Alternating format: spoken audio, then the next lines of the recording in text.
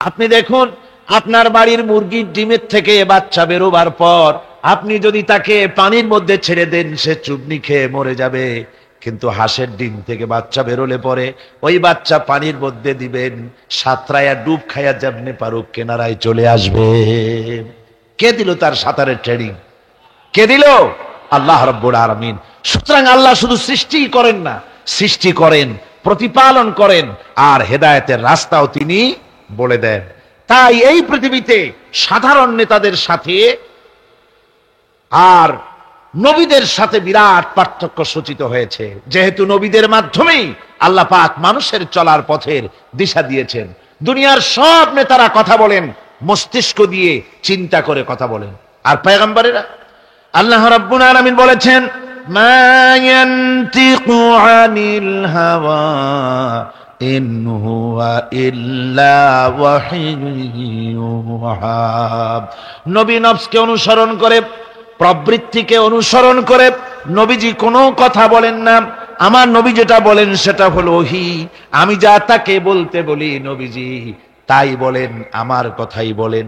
আল্লাহ পাক গ্যারান্টি দিতেছেন, এই যে কোরআন, এই কোরআনে কারিমের ভিতরে আমার নবী যদি নিজের থেকে বানিয়ে কোনো কথা বলতেন, ওয়ালাউ তাকাওয়ালা আলাইনা বাদাল আকাবিল, নবী যদি নিজের থেকে কোনো কথা যদি রচনা করে কোরআনের মধ্যে ঢুকিয়ে দিতেন, তাহলে আমি আল্লাহ রাব্বুল আলামিন নবীজির হাতকে চেপে ধরতাম, আমি তার ডান হাতকে চেপে ধরতাম, আর তার কণ্ঠনালীকে আমি আল্লাহ রাব্বুল আলামিন কেটে ফেলে দিতাম। সুবহানাল্লাহ পড়েন।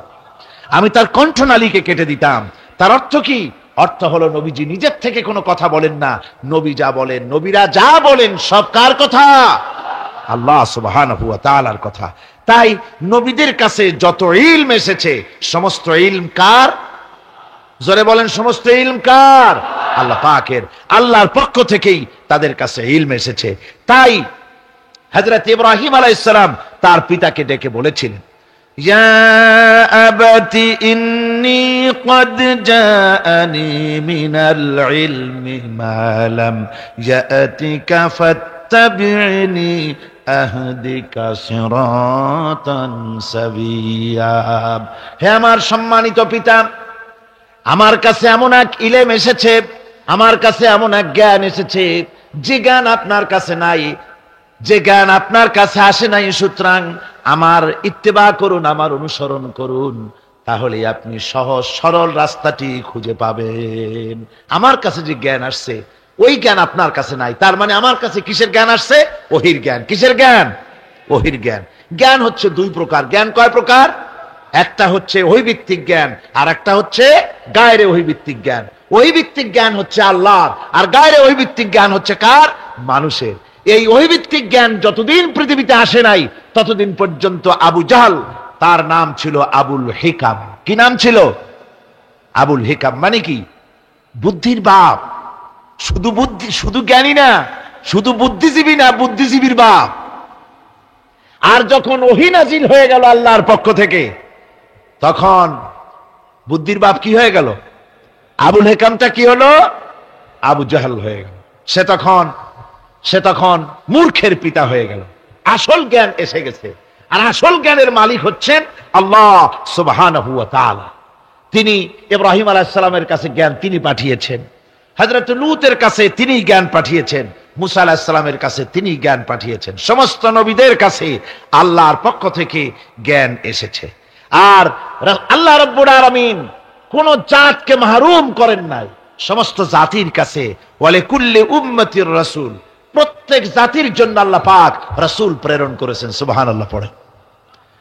আল্লাহ রাব্বুল আলামিন বলেছেন, ওয়ালাকাদ বাআসনা ফি কুল্লি উম্মাতির রাসূলা আন ইবুদুল্লাহ ওয়াজতানিবুত তাগুত।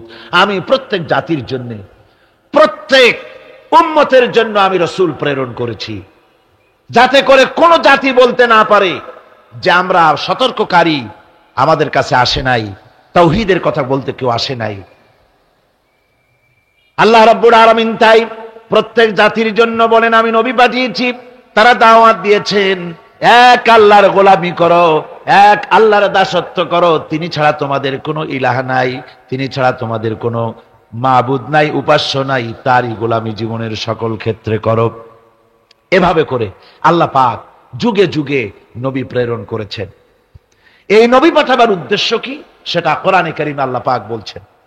নবী পাঠাবার উদ্দেশ্য হচ্ছে আলিফ লাম রা কিতাবুন আনজালনাহু ইলাইকা লিতুখরিজান নাসা মিনাজ যুলুমাতি ইলান নূর।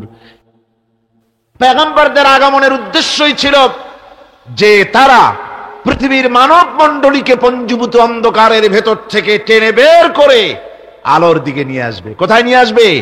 আলোর দিকে নিয়ে আসবে। পঞ্জীভূত অন্ধকার কি? অন্ধকার হচ্ছে মানুষের তৈরি করা মতবাদ।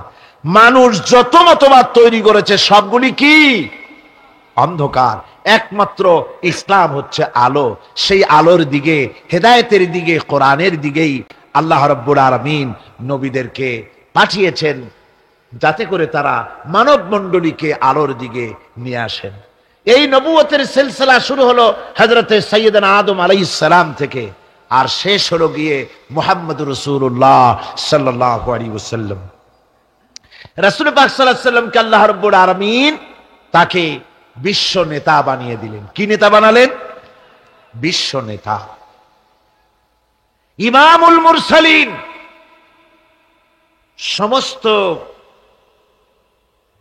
রাসূলদের নেতা তিনি। রাসূল পাক সাল্লাল্লাহু আলাইহি ওয়াসাল্লাম বিশ্ব নেতা। আর বিশ্ব নেতা হওয়ার মতো সব কোয়ালিটি আল্লাহ পাক একমাত্র রাসূলকে দান করেছেন। আর কারো মধ্যে বিশ্ব নেতা হওয়ার কোয়ালিটি নাই। আছে? যারা বলেন আছে। বিশ্ব নেতা হওয়ার জন্য প্রথম যে কোয়ালিটি হওয়া দরকার সেটা হলো তিনি যে কথা বলবেন তা কোনো বিশেষ জাতির জন্য, বিশেষ কোনো বর্ণ, কোন শ্রেণীর কল্যাণের জন্য কথা বলবেন না। তিনি কথা বলবেন বিশ্ব মানবতার জন্য। সুবহানাল্লাহ বিহামদিহি। আপনারা আমাকে বলেন, পৃথিবীতে এমন কোন নেতা আছে যে নেতা কথা বলেছেন পৃথিবীর সব মানুষের জন্য? দুনিয়ায় যত নেতা এসেছেন সমস্ত নেতারাই যার যার জাতির কথা বলেছেন, ভাষার কথা বলেছেন, নিজের দেশের কথা বলেছেন। বিশ্ব মানবতার কথা কেবলমাত্র বলেছেন মুহাম্মদ রাসূলুল্লাহ সাল্লাল্লাহু আলাইহি ওয়াসাল্লাম। আল্লাহর নবী বলেছেন সাদা এবং কালো, আরব এবং অনারব, মানুষের মাঝে কোনো ভেদাভেদ নাই। আরবের উপরে অনারবের কোনো প্রাধান্য নাই, অনারবের উপরে আরবের কোনো প্রাধান্য নাই। সৈয়দ বংশের বলে, শিক্ষার গৌরব, বংশের গৌরব বলে কোনো জিনিস থাকবে না। মুসলমানদের একমাত্র দুনিয়ার ভিতরে আল্লাহর কাছে সম্মানিত সেই ব্যক্তি, ইন্না আকরামাকুম ইনদাল্লাহি আতকাকুম।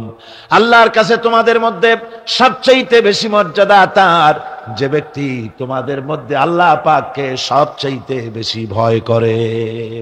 সেই ব্যক্তি হচ্ছে তোমাদের মধ্যে সবচেয়ে মর্যাদা সম্পন্ন। সাদা এবং কালোর ব্যবধান দূর করলেন মুহাম্মদ রাসূলুল্লাহ, জোরে বলেন সাল্লাল্লাহু আলাইহি ওয়াসাল্লাম। মানুষে মানুষে ভেদাভেদ দূর করে দিয়ে সমস্ত মানুষকে একটা প্ল্যাটফর্মে তিনি দাঁড় করিয়েছেন। বিশ্ব নেতা হবেন তিনি যার আদর্শ সারা দুনিয়ার মানুষের জন্য প্রযোজ্য। বলুন, পৃথিবীর কোন নেতা, কোন ব্যক্তি তার আদর্শ দুনিয়ার সমস্ত মানুষের জন্য গ্রহণযোগ্য হতে পারে এমন আদর্শ কেউ দেখাতে পেরেছে? কেউ পারেনি।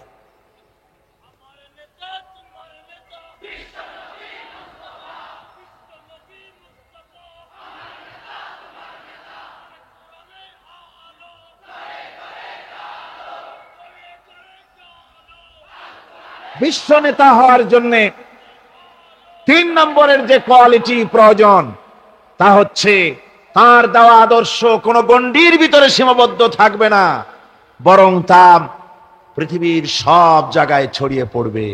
এ ব্যাপারেও রাসূলের আদর্শই সারা পৃথিবীতে ছড়িয়ে পড়েছে, আর কোথাও না, আর কারো না। চতুর্থ, বিশ্ব নেতা হওয়ার জন্য আরেকটি কোয়ালিটি এমন, যেটা হচ্ছে যে তিনি আদর্শ দিয়েই ক্ষান্ত হবেন না, নিজের জীবনে তা বাস্তবায়িত করে পৃথিবীর সামনে পেশ করবেন। কোন নেতা আছে যে জীবনে কার্যকরী করে দেখায়া মানুষের সামনে বলতে পেরেছে? আমরা যত নেতাদের ইতিহাস জানি, জীবনী জানি, আমরা দেখেছি তাদের চরিত্র দুই রকমের, তাদের ক্যারেক্টার দুই রকমের। একটা হচ্ছে পার্সোনাল ক্যারেক্টার, আর একটা হচ্ছে পাবলিক ক্যারেক্টার। একটা মানুষের কাছে দেখাবার চরিত্র, আর একটা হচ্ছে ব্যক্তিগত চরিত্র, ঠিক কিনা? তারা বলেন, আমরা যা বলি সেইটা শোনো, আমি যা করি তা দেখতে যাও না। এই হচ্ছে ওদের কথা। মুহাম্মদ রাসূলুল্লাহ সাল্লাল্লাহু আলাইহি ওয়াসাল্লাম হচ্ছেন সেই মহান নেতা যিনি বলেছেন, ও আমার সাহাবীরা, ও আমার স্ত্রীরা, তোমরা দিনের আলোতে আমার মধ্যে যা কিছু দেখতে পাও, আর রাতের বেলায়ও যা কিছু আমার মধ্যে দেখতে পাও, সব কথাগুলি তোমরা মানুষের কাছে খুলে বলে দাও। সুবহানাল্লাহ। কোন ব্যক্তি আছে এমন যিনি বলতে পারবেন সাহস করে যে আমার জীবনের সব কথা মানুষের কাছে বলে দাও? কে বলতে পারবে? হযরতে আয়েশা সিদ্দিকা রাদিয়াল্লাহু তাআলা আনহার খেদমতে কিছু সাহাবায়ে কেরাম এসে বলেছিলেন, হুজুর, বলেছিলেন, মা বলুন তো হুজুর সাল্লাল্লাহু আলাইহি ওয়াসাল্লামের চরিত্রটা কেমন? আপনি তো সব সময় কাছে বেশি থাকার সুযোগ পান, চরিত্র আপনারই ভালো জানার কথা, বলুন হুজুরের চরিত্র কেমন? হযরত আয়েশা বলেছিলেন, তোমরা কি কোরআন পড়তে জানো? তারা বললেন, হ্যাঁ, আমরা কোরআন পড়তে জানি। হযরত আয়েশা বলেন, কোরআনে কারীম যদি পড়তে জেনে থাকো, তাহলে রাসূল পাক সাল্লাল্লাহু আলাইহি ওয়াসাল্লামের চরিত্র জানার জন্য আমার কাছে কেন এলে? যেটা কোরআন শরীফে পড়েছো তার বাস্তব নমুনা যদি দেখতে চাও, তাহলে আল্লাহর নবী মুহাম্মদুর রাসূলুল্লাহর দিকে তাকাও। তিনি হচ্ছেন কোরআনে কারীমের মুজাসসাম নমুনা। এই যে কোরআন, এটা কয় পারা? 30 পারা। এই 30 পারা কোরআনের বাস্তব চিত্র যদি কেউ দেখতে চায়, তাহলে রাসূল পাক সাল্লাল্লাহু আলাইহি ওয়াসাল্লামের 23 বছরের নবুয়তের জীবন দেখুক। সুবহানাল্লাহ।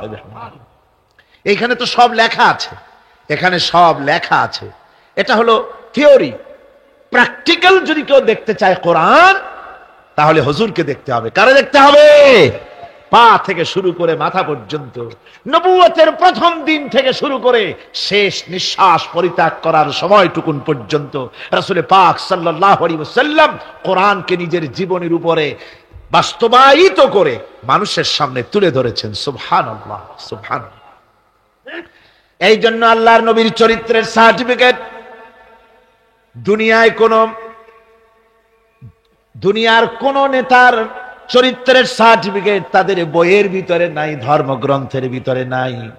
একমাত্র কোরআনের ভিতরে কোরআনের বাহক যিনি ছিলেন, কোরআনের ধারক যিনি ছিলেন, তার চরিত্রের সার্টিফিকেট আল্লাহ কোরআনের মধ্যে ঢুকায় দিয়েছেন। রব্বুল আলামিন বলেন, ওয়া ইন্নাকা লাআলা খুলুকিন আযীম। নবী হে, আপনি হচ্ছেন পূত পবিত্র চরিত্রের উপরে প্রতিষ্ঠিত। সুবহানাল্লাহি ওয়া বিহামদিহি। আপনি চরিত্রের উপরে প্রতিষ্ঠিত। রাসূল পাক চরিত্রের মূল ব্যক্তিত্ব ছিলেন। লেখাপড়া জানতেন না হুজুর। হুজুর কি লেখাপড়া জানতেন? লেখাপড়া জানতেন না, না পড়তে জানতেন, না লিখতে জানতেন, না নিজের নাম সই করতে পারতেন।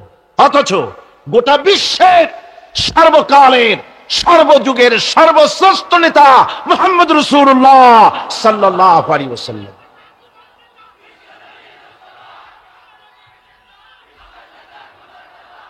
কেমন করে নেতা হলেন? সমস্ত মানুষের জন্য তিনি নেতা হলেন, কোন কলেজে ভার্সিটিতে পড়াশোনা না করে। কিভাবে? হুজুর নিজে বলেছেন, ইন্নামা বুইস্তু মুআল্লিমান, আমি পৃথিবীতে প্রেরিত হয়েছি শিক্ষক হিসেবে। জোরে কম তো, কি হিসেবে? শিক্ষক হিসেবে। কোন কলেজে পড়েন না।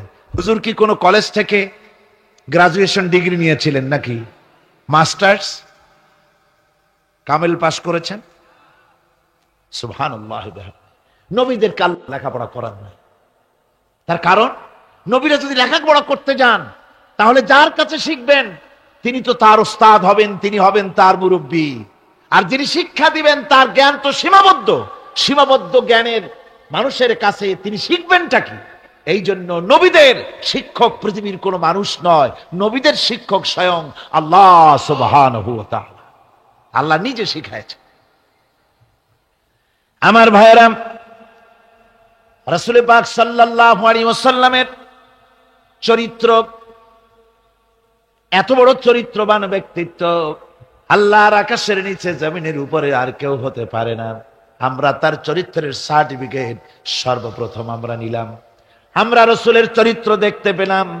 রাসূলের স্ত্রী হযরতে খাদিজাতুল কুবরা রাদিয়াল্লাহু তাআলা আনহা, তিনি রাসূলের চরিত্রের সার্টিফিকেট দিতেছেন। বলেন, পুরুষের চরিত্রের সার্টিফিকেট সবচাইতে অথেন্টিক কারটা? স্ত্রীটা।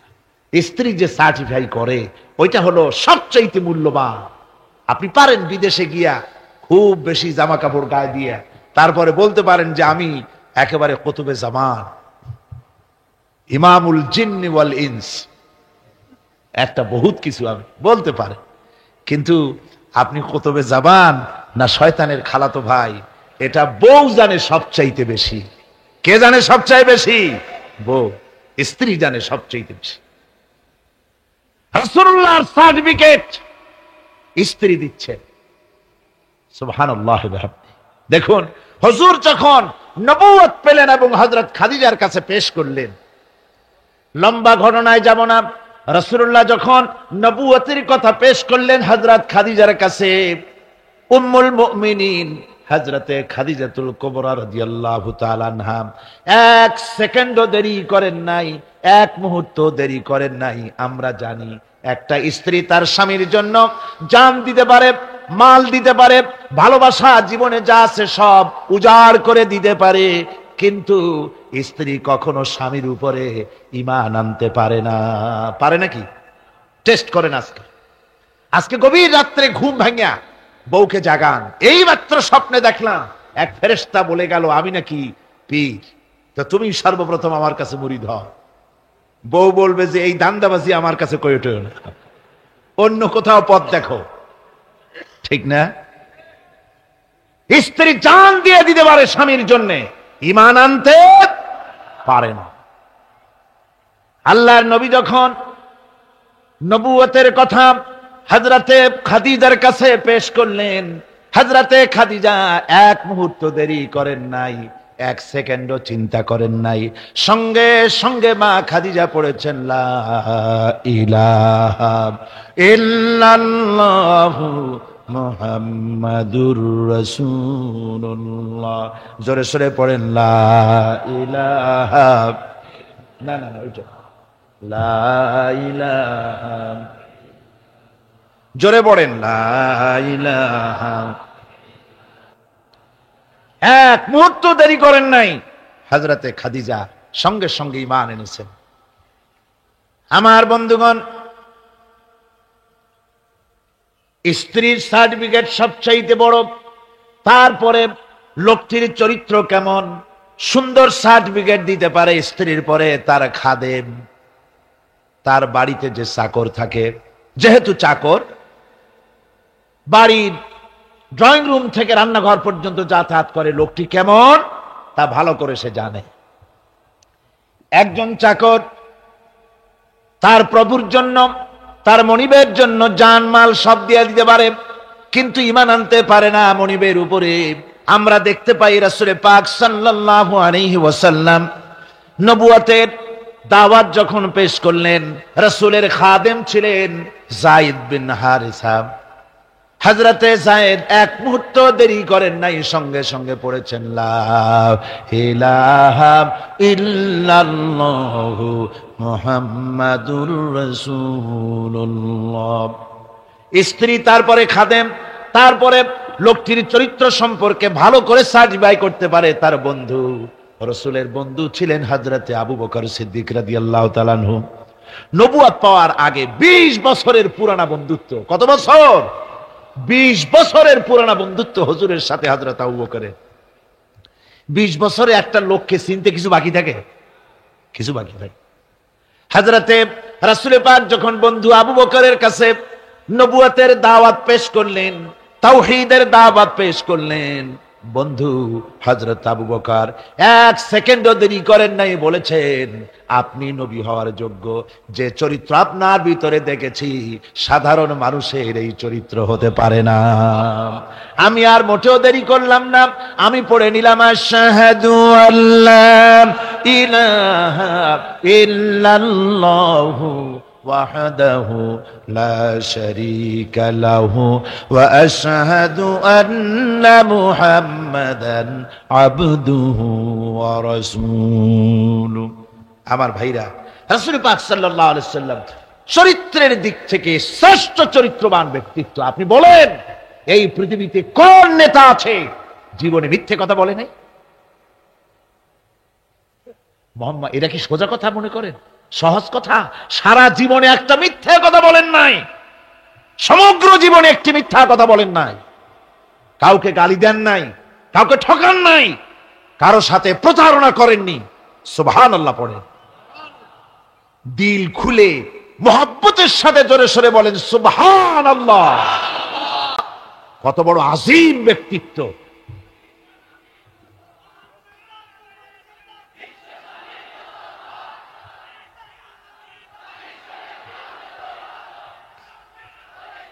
রাসূল পাক সাল্লাল্লাহু আলাইহি ওয়াসাল্লাম সমগ্র বিশ্বের নেতা, ইমামুল মুত্তাকিন, ইমামুল মুরসালিন, সমগ্র পৃথিবীর মানুষের নেতা, জেনেদের নেতা, সবার নেতা। তাই তোমার নেতা আমার নেতা কে? জোরে বলেন, তোমার নেতা আমার নেতা কে?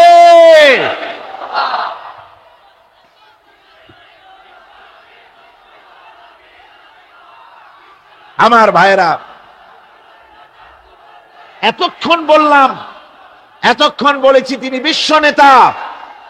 এবার শুনুন, রাসূল একদিকে বিশ্ব নেতা, আর একদিকে বিশ্ব নবী। আর একদিকে কি নবী? এর আগে যত নবী এসেছেন সমস্ত নবীরা হলেন এলাকার উপরে নবী, ভাষার উপরে নবী, গোত্রের জন্য নবী, কবিলার জন্য নবী। আল্লাহ রাব্বুল আলামিন বলেন ওয়ালাকাদ আরসালনা নূহান ইলা কওমি। আমি নূহ আলাইহিস সালামকে লাকাদ আরসালনা নূহান ইলা কওমিহি, আমি নূহ আলাইহিস সালামকে তার কওমের জন্য নবী করেছি। শুআয়ব আলাইহিস সালামকে মাদিয়ানবাসীদের জন্য, হুদ আলাইহিস সালামকে তার গোত্রের জন্য, ঈসা আলাইহিস সালামকে বনি ইসরাইলদের জন্য, মুসা আলাইহিস সালামকে তার কওমের কাছে এমনি করে সমস্ত নবীদেরকে তার কওমের জন্যই আমি নবী করে পাঠিয়েছি। কিন্তু মুহাম্মদুর রাসূলুল্লাহ সাল্লাল্লাহু আলাইহি ওয়াসাল্লামকে বিশেষভাবে কোনো কওমের জন্য আমি নবী করি নাই। সুবহানাল্লাহ, কোন খাস কওমের জন্য মুহাম্মদ সাল্লাল্লাহু আলাইহি ওয়াসাল্লাম নবী নন। তার সম্মান এই পৃথিবীতে সবচাইতে বেশি মর্যাদা কার? হুজুরে। আল্লাহর পরে যার মর্যাদা, আল্লাহর পরে যার মর্যাদা, তিনি হচ্ছেন বিশ্বনবী জনাবে মুহাম্মদ রাসূলুল্লাহ সাল্লাল্লাহু আলাইহি ওয়াসাল্লাম। আমরা কোরআনে কারীমের মধ্যে দেখেছি, এই কোরআনে কারীমের ভিতরে আল্লাহ রাব্বুল আলামিন যত নবীদেরকে এই কোরআনে নাম উল্লেখ করেছেন, কোরআন শরীফে কতজন নবীর নাম আছে? 25 জন নবীর নাম আছে। এই 25 জন নবীদের মধ্য থেকে যারে যখন ইচ্ছে করেছেন আল্লাহ পাক নাম ধরে ধরে ডেকেছেন, ইয়া আদামু উসকুন আনতা ওয়া যাওজুকাল জান্নাহ। নাম ধরে ডাকলেন আদমকে। ইয়া ইয়াহইয়া খুযিল কিতাবা বিকুওয়া, হযরত ইয়াহইয়াকে ডাকলেন নাম ধরে। ইয়া যাকারিয়া, ইয়া নূহ। হযরত মুসা আলাইহিস সালামকে ডাকতেছেন ওয়ামা তিলকা বিয়ামিনিকা ইয়া মূসা। আবার যখন আল্লাহ রাব্বুল আলামিন মুসলমানদের জাতির পিতাকে ডাকার দরকার বোধ করলেন, কে মুসলমানদের জাতির পিতা?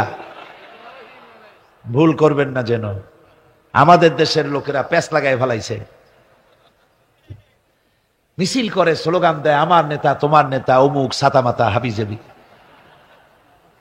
মুসলমানদের জাতির পিতা আল্লাহ পাক ঠিক করে দিয়েছেন। কে ঠিক করেছেন? মিল্লাতা আবিকুম ইব্রাহিম হুয়া সাম্মাকুমুল মুসলিমিন। আল্লাহ পাক বলছেন দুনিয়ার সমস্ত মুসলমানদের পিতা, তোমাদের জাতির পিতা কে? হযরত ইব্রাহিম আলাইহিস সালাম। তোমরা আন্দাজে একটা পথের থেকে ধরে নিয়ে ছাতা মাতা জাতির পিতা বানাইতে পারো না। তোমরা বানাতে পারো জাতির পিতা, কিন্তু ইসলামের কাছে তার জুতার ফিতার কদর নাই।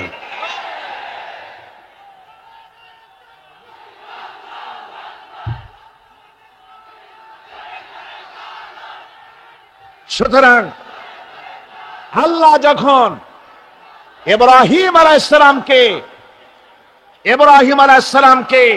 ডাকার দরকার বোধ করেছেন, তখন কিন্তু ও মুসলমানদের জাতির পিতা এই কথা বলে তিনি ডাকেন নাই। দেখেছেন না?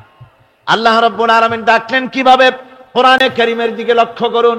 রব্বুল আলামিন বলেন ওয়ানাদাইনাহু আইয়া ইব্রাহিম قد صدقت الرؤيا إنا كذلك نجزي المحسنين।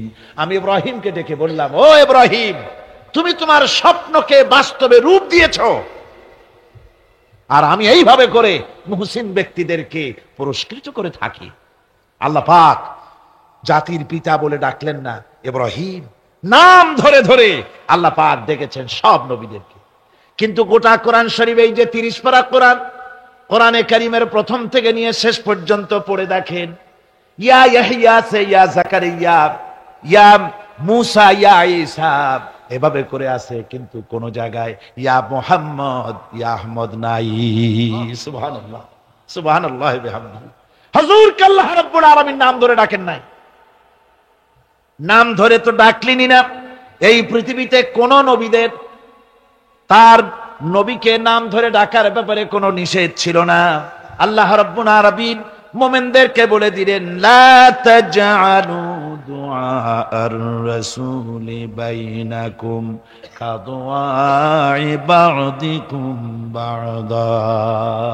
তোমরা যেমন পরস্পরকে নাম ধরে ডাকাডাকি করো, এইভাবে করে আমার হাবিব মুহাম্মদ রাসূলুল্লাহ সাল্লাল্লাহু আলাইহি ওয়াসাল্লামকে কখনো নাম ধরে ডেকো না। সুবহানাল্লাহ, কখনো নাম ধরে ডেকো না। এই সম্মান আল্লাহ রাব্বুল আলামিন তার হাবিবকে দান করেছেন।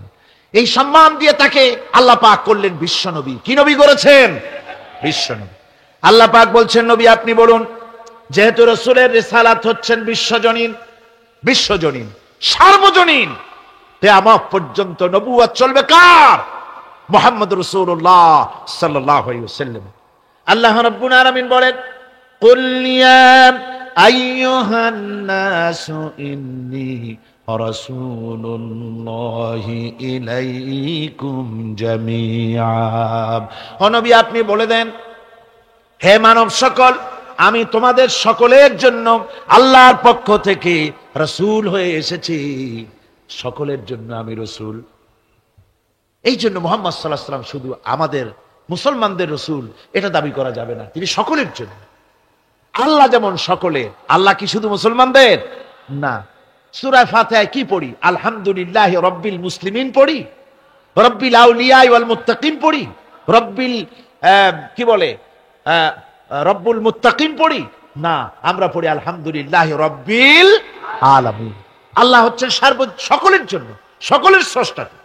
আল্লাহ যেমন সকলের, আল্লাহ পাক বলেন আমি যেমন সকলের, আমার নবী বিশ্ব নবীকে বানায় দিলাম। ওয়ামা আরসালনাকা ইল্লা রাহমাতাল লিল আলামিন। আমি রব্বুল আলামিন, আর আমার হাবিব হচ্ছেন রাহমাতুল লিল আলামিন। আমি সকলের স্রষ্টা, আর আমার রাসূল সকলের জন্য রহমত। যারা বলেন সুবহানাল্লাহ, সকলের জন্য তিনি রহমত। আল্লাহ পাক বলেন, ওয়ামা আরসালনাকা ইল্লা কাফাতান লিন-নাসি বাশীরান ওয়া নাযীরা। আমি আপনাকে तमाम পৃথিবীর মানুষের জন্য সুসংবাদদাতা হিসেবে আর সতর্ককারী হিসেবে আপনাকে প্রেরণ করেছি, সকলের জন্য আপনি। আল্লাহ রাব্বুল আলামিন তার হাবিব সম্পর্কে বলেন, তাবারাকাল্লাযী নাযালাল ফুরকানা আলা আবদিহি লিয়াকুনা লিল আলামিনা নাযীরা।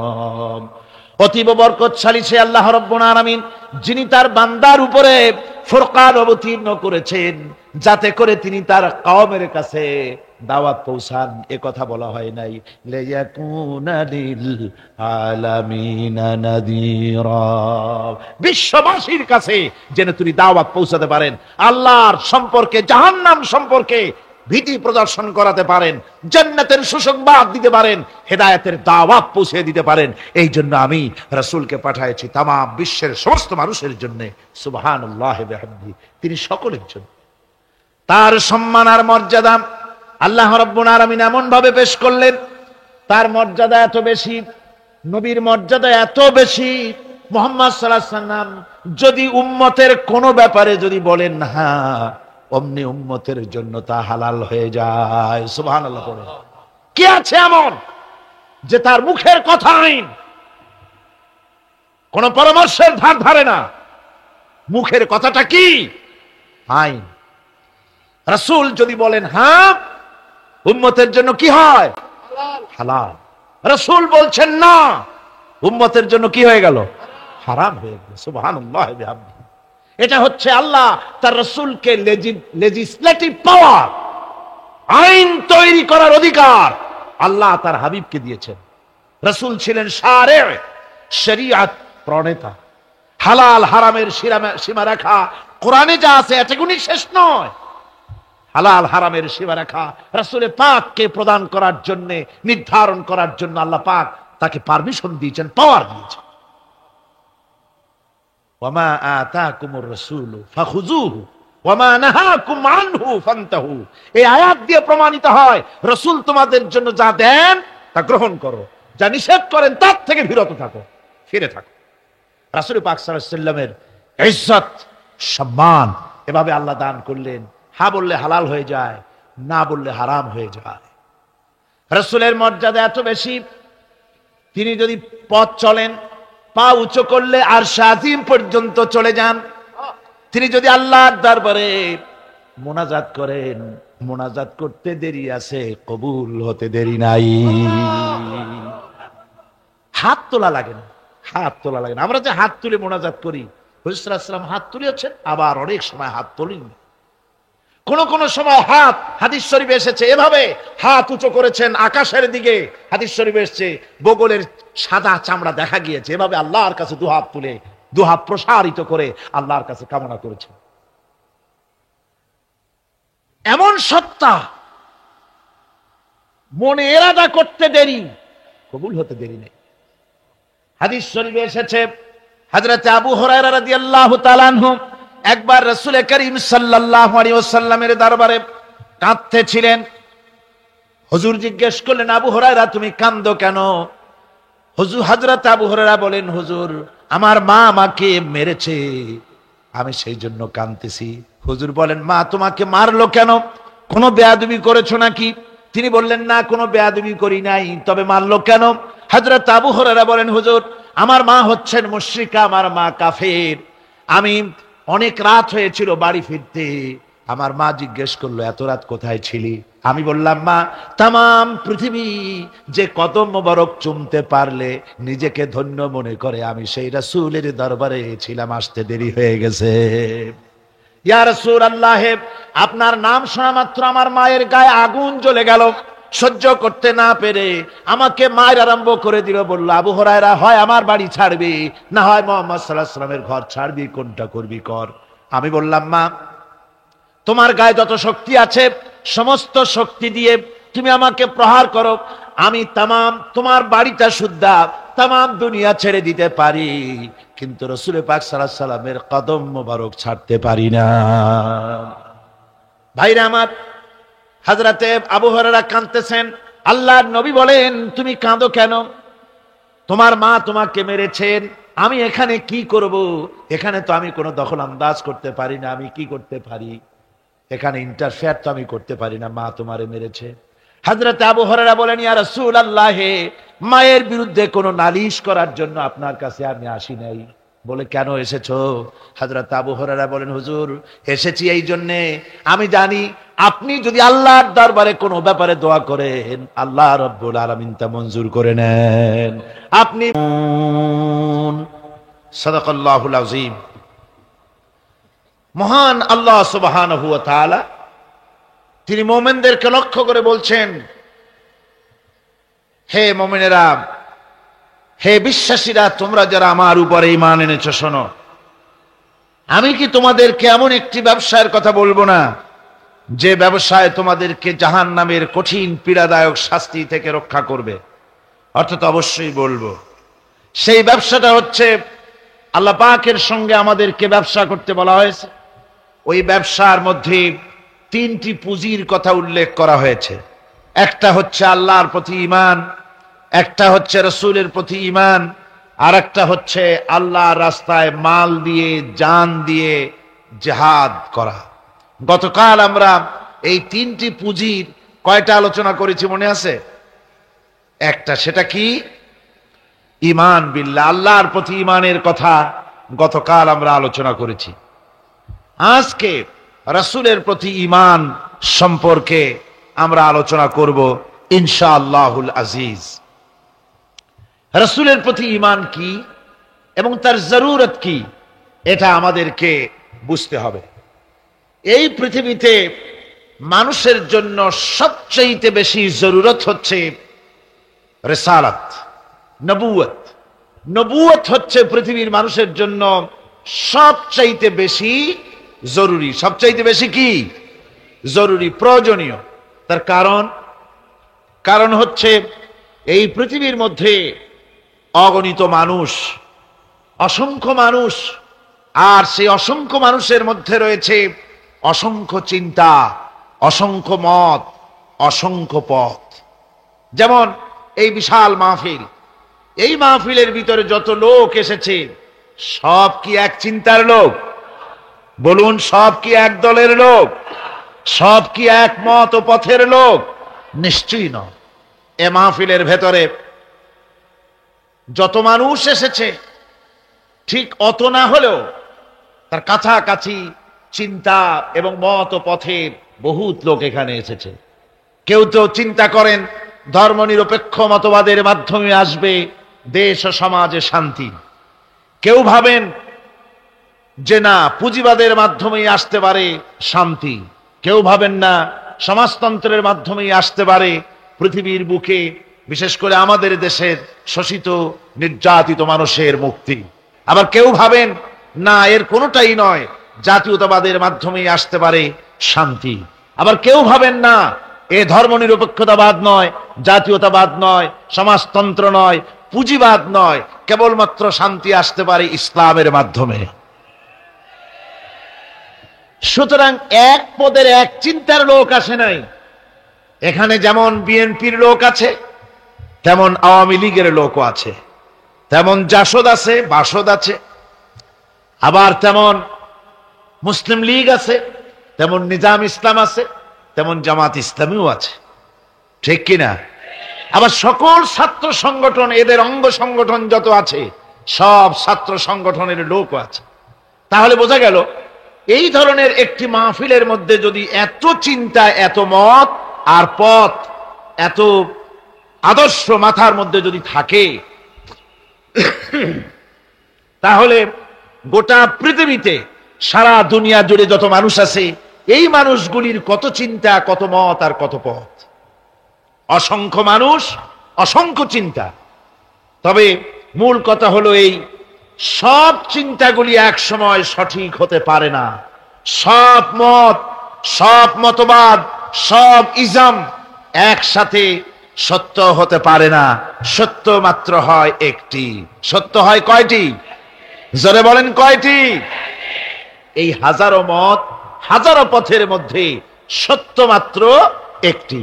এই সত্য পথ কোনটি তা কে বলে দেবে? কে বলবে? আল্লাহ রাব্বুল আলামিন বলেছেন, ওয়া আলাল্লাহি কাসদুস সাবিল ওয়া মিনহা জাইরুন ওয়ালাউ শাআ লাহাদাকুম আজমাইন ওয়া আলাল্লাহি কাসদুস সাবিল। আর সোজা রাস্তাটা বলে দেওয়ার দায়িত্ব আমি আল্লাহ। ওয়া মিনহা জাইরুন, যেখানে রয়েছে অসংখ্য বাঁকা পথ, আল্লাহ পাক বলছেন যেখানে অসংখ্য বাঁকা পথ, সেই অসংখ্য বাঁকা পথের মাঝে সোজা রাস্তাটা বলে দেওয়ার দায়িত্ব আমি আল্লাহ পাকের। সুবহানাল্লাহ বিহামদি।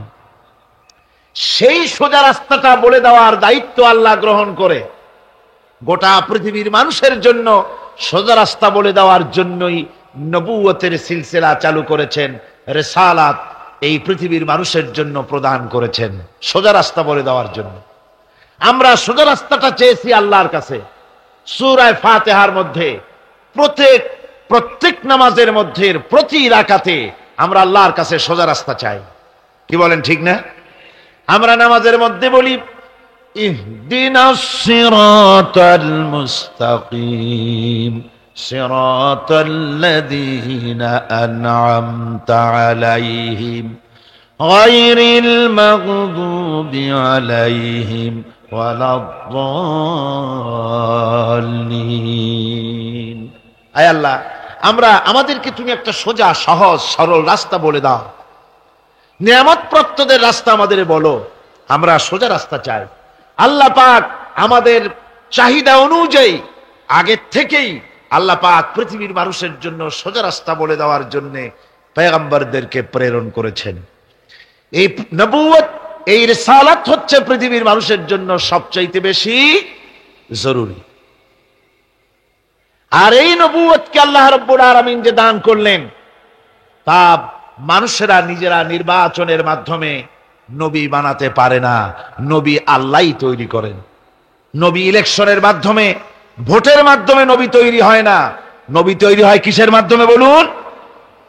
জি, আল্লাহ রাব্বুল আলামিন নবুয়ত তিনি দেন, নবুয়ত তিনি মনোনীত করেন, তিনি নির্বাচনের মোহতাজ করেন নাই নবুয়তকে। যেহেতু যারা নবী হবেন তাদেরকে আল্লাহ পাক আগে থেকেই তৈরি করে রাখেন। হঠাৎ করে 40 বছর বয়সের সময় কোনো একটি লোক পথের থেকে ধরে নিয়ে আল্লাহ নবী বানান না, নবী বানান আগের থেকেই। আল্লাহ পাক মানুষের জন্য পথ সৃষ্টি করেছেন, পথ তিনি তৈরি করেছেন। আমরা দেখতে পাই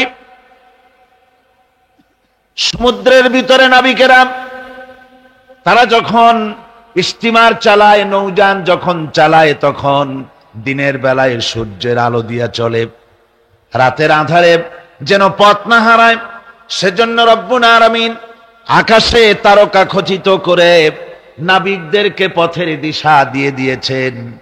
আবার তিনি মরুভূমির ভিতরে ধুধু প্রান্তরের মধ্যে নিশানা তৈরি করে মানুষের পথের দিশা দিয়েছেন। যে আল্লাহ রাব্বুল আলামিন মানুষের এমনি করে সমুদ্রের মধ্যে, পাহাড়ের ভিতরে, প্রান্তরের মধ্যে পথের দিশা দিয়ে দিয়েছেন, সেই আল্লাহ রাব্বুল আলামিন মানুষের জীবনের চলার জন্য আলো প্রদান করেন নাই, পথ প্রদান করেন নাই। এটা কেবলমাত্র বেকুবরাই চিন্তা করতে পারে। কারা চিন্তা করবে এটা? যারা বেকুব, যারা আহমক, ওরাই চিন্তা করতে পারে। আল্লাহ পাক পথ তৈরি করেছেন, আলো জ্বালিয়েছেন। কোরআনে কারীমে রব্বুল আলামিন বলেছেন قد جاءكم من الله نور وكتاب مبين। আমি আল্লাহর পক্ষ থেকে তোমাদের জন্য এসেছে আলো, আর আমি তোমাদের দিয়েছি স্পষ্ট কিতাব। আমার পক্ষ থেকে যে আলো তোমাদেরকে দান করেছি, সে আলো হচ্ছেন মুহাম্মদুর রাসূলুল্লাহ সাল্লাল্লাহু আলাইহি ওয়াসাল্লাম, তিনি হতেছেন আলো। আর একটা কিতাব দিয়েছি, ওই কিতাবের নাম হচ্ছে কোরআনে কারীম। কোরআন শরীফ দিয়েছে, স্পষ্ট কিতাব। আর আলো দিয়েছি, আলো হচ্ছেন মুহাম্মদুর রাসূলুল্লাহ সাল্লাল্লাহু আলাইহি ওয়াসাল্লাম। হুজুরকে নূর বলা হয়েছে, হুজুরকে সিরাজাম মুনীরা বলা হয়েছে, একটা উজ্জ্বল প্রদীপ বলা হয়েছে। হুজুর যেমন শানওয়ালা, বরকতওয়ালা নবী, তাকে তো প্রদীপের সাথে নয়, তাকে তুলনা করা দরকার ছিল সূর্যের আলোর সাথে, চাঁদের আলোর সাথে। কিন্তু আল্লাহ রাব্বুল আলামিন সূর্য এবং চাঁদের সাথে তুলনা না করে হুজুরকে তুলনা করেছেন প্রদীপের সাথে।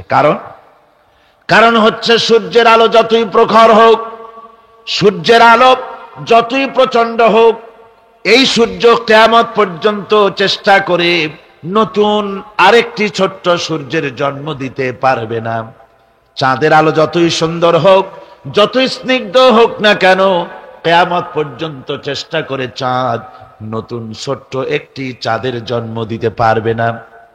অথচ একটা প্রদীপ, এই প্রদীপ থেকে যদি কেউ আলো ধরাতে চায়, আর একটা ধরানো যাবে, 10টা যাবে, 100টা যাবে, সহস্রটা যাবে। যত আলো ধরাতে চায়, একটা প্রদীপ থেকে মানুষ আলো হাজারো হাজারো লাখো লাখো আলো ধরাতে পারে, তাতে ওই প্রদীপের আলো মোটেই কমে যাবে না। ঠিক কিনা বলেন? সুতরাং রাসূল পাক সাল্লাল্লাহু আলাইহি ওয়াসাল্লাম হচ্ছেন জ্ঞানের প্রদীপ। কিসের প্রদীপ? জ্ঞানের প্রদীপ। তার কাছ থেকে, আল্লাহ রাব্বুল আলামিনের কাছ থেকে এসেছে জ্ঞান। সেই জ্ঞান তিনি বিকিরণ করেছেন, বিতরণ করেছেন গোটা বিশ্ববাসীর জন্য। সুতরাং হেদায়েতটা আল্লাহর পক্ষ থেকে পয়গম্বরদের কাছে সরাসরি আসে, অন্যদের কাছে আসে না। এই পৃথিবীতে দার্শনিকরাও নেতা, রাজনৈতিক নেতারাও নেতা। যত নেতা আছে, দার্শনিক হোক আর রাজনৈতিক নেতা হোক, যত রকমের নেতা আছে, সমস্ত নেতারা কথা বলে মন মস্তিষ্ক দিয়ে, আন্দাজ এবং অনুমানের উপরে ভিত্তি করে অন্ধকারে ঢিল ছোড়ে। আর পয়গম্বরেরা আন্দাজের উপরে ভিত্তি করে, অনুমানের উপরে ভিত্তি করে কোনো কথা বলেন না, অন্ধকারে ঢিল ছোড়েন না, পর্যবেক্ষণ করে চোখে দেখে বিশ্বাসের ভিত্তিতে আল্লাহর পক্ষ থেকে যে কথা আসে সেই কথাই দৃঢ়তার সাথে তারা পেশ করে থাকেন। নবীরা হচ্ছেন মাসুম। নবীরা কি? মাসুম, বেগুনাহ, তাদের কোনো গুনাহ নাই। আল্লাহ পাক তাদেরকে হেফাজত করেন। কে হেফাজত করেন? আল্লাহ সুবহানাহু ওয়া তাআলা। শয়তান হচ্ছে মোস্ট পাওয়ারফুল। শয়তানের এত বড় পাওয়ার, সে যে কোনো মুহূর্তে যে কোনো আলেম, যে কোনো পীর, যে কোনো সুফি, দরবেশ, হাজি, গাজী, যে কোনো ব্যক্তিকে ওয়াসওয়াসা দিতে পারে, প্রতারণা দিতে পারে, কিন্তু নবীদেরকে প্রতারণা দিতে পারে না। আল্লাহ পাক শয়তানের সব রকমের কুমন্ত্রণা এবং ওয়াসওয়াসা থেকে আল্লাহ পাক নবীদেরকে কি করেছেন? হেফাজত করেছেন। একটু জোরে সোরে জিকির করেন, লা ইলাহা ইল্লাল্লাহ। এই পৃথিবীর মানুষের জন্য আল্লাহ রাব্বুল আলামিনের সবচেয়ে বড় ইহসান হচ্ছে যে তিনি আমাদের জন্য নবী দিয়েছেন, হেদায়েত আমাদের দিয়েছেন নবীর মাধ্যমে। আর তাও আবার তিনি নবী দিয়েছেন মানুষের মধ্য থেকে। কোন নবী ফেরেশতাদের মধ্য থেকে দেওয়া হয়নি। নবীর বশরিয়ত সম্পর্কে গত বছরের তাফসীরের মাহফিলে সূরা ফুরকান থেকে আলোচনা করেছিলাম, বোধহয় আপনাদের মনে আছে। মনে আছে না? আল্লাহ পাকের এটা ইহসান যে তিনি নবী বানিয়েছেন সব মানুষদের, ফেরেশতাদের নবী বানান নাই। ফেরেশতা নবী হলে আমাদের জন্য সুবিধা হতো না। কি বলেন, ঠিক না? তার কারণ হলো ফেরেশতারা পুরুষও না, নারীও না। তারা মানুষের সমস্যা বোঝেন না। তাদের কল নাই, কারখানা নাই, তাদের ক্ষেত খামার নাই, মহিষ গরু নাই, তাদের রাজনীতি নাই, তাদের ইলেকশন নাই, তাদের ভোটাভুটি নাই, তাদের কিছুই নাই। তারা শুধু আল্লাহ পাকের আজ্ঞাবহ বিরাট এক বাহিনী। তো তারা পুরুষও না, নারীও না। সুতরাং স্বামী স্ত্রীর মধ্যে যদি কোনো মনোমালিন্যর সৃষ্টি হয়, তাহলে তার মীমাংসা করা তাদের পক্ষে সম্ভব না। তারা কি করে জানবে যে স্বামী স্ত্রীর মধ্যে গন্ডগোল হয় কেন, আর তা মিটাই কি করে? কল কারখানা তাদের নাই, তারা শ্রম দেয় না, তারা কল কারখানার মালিকও না। সুতরাং শ্রমিকদের সাথে মালিকের বাধে কেন, আর মেটে কিসে, তাও তাদের বোঝার কথা না। তারা রাজনীতি করে না, তারা ইলেকশন করে না, তারা আল্লাহ পাকের আজ্ঞাবহ বাহিনী। মানুষকে রাজনীতি করতে হয়, সমাজ নিয়ে বাস করতে হয়। সুতরাং রাজনীতি করতে গিয়ে মানুষকে হরতালের ডাক দিতে হয়, ধর্মঘট করতে হয়, ভোটাভুটি করতে হয়, কত কিছু করতে হয়। ফেরেশতা যদি নবী হতো তো মানুষের প্রতি ইহসান হতো না। এই জন্য আল্লাহ রাব্বুল আলামিন মানুষের প্রতি সবচাইতে তিনি হচ্ছেন বড়, তিনি সবচেয়ে ইহসানকারী, তিনি মানুষের প্রয়োজন বোঝেন। এই জন্য মানুষের জন্য তিনি যে নবী বানালেন, সমস্ত নবীরাই ছিলেন মানুষ। সমস্ত নবীরাই কি? সবাই জোরে সোরে বলেন, নবীরা কি ছিলেন? আল্লাহ পাক নবী দিয়েছেন, আবার মানুষ সৃষ্টি করে তার হেদায়েতের রাস্তা দেখিয়ে দিয়েছেন। আল্লাহ এমন কিছু সৃষ্টি করেন নাই যার চলার পথ দেন নাই, চলা শিখান নাই। সৃষ্টি করেছেন অথচ চলা শিখান নাই, এমন কিছুই সৃষ্টি করেন নাই। যেমন আল্লাহ রাব্বুল আলামিন চোখ সৃষ্টি করেছেন দেখার জন্য, চোখ দেখার কাজ করে, কান শোনার কাজ করে। পাখিকে সৃষ্টি করে ওড়ার মতো ট্রেনিং আল্লাহ রাব্বুল আলামিন দিয়ে দিয়েছেন। মাছকে সাঁতার কাটার ট্রেনিং দিয়ে দিয়েছেন।